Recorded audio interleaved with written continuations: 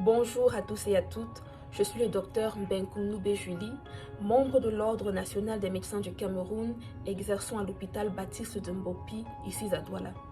Je suis très content de revenir vers vous avec cette vidéo pour vous parler d'un symptôme très commun. C'est un symptôme qui peut sembler anodin, mais qui peut être le signe annonciateur d'un événement potentiellement cataclysmique. De quoi s'agit-il?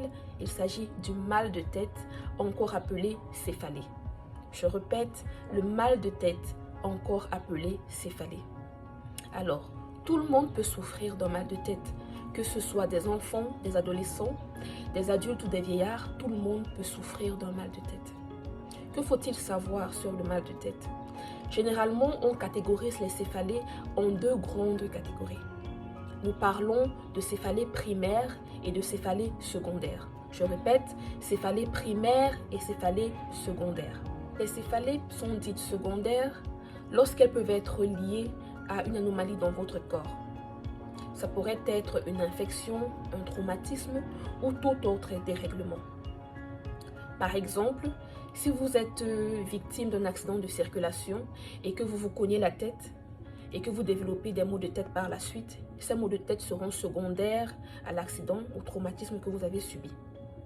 Si vous avez par exemple une infection telle une méningite, qui est une infection des méninges, et que vous développez un mal de tête, le mal de tête est secondaire à l'infection que vous avez. Maintenant, dans le cas des céphalées primaires, ce sont des céphalées qui généralement ne peuvent pas être liées à une pathologie du corps. C'est-à-dire qu'elles sont une maladie en elles-mêmes et ne peuvent pas être liées à un dérèglement.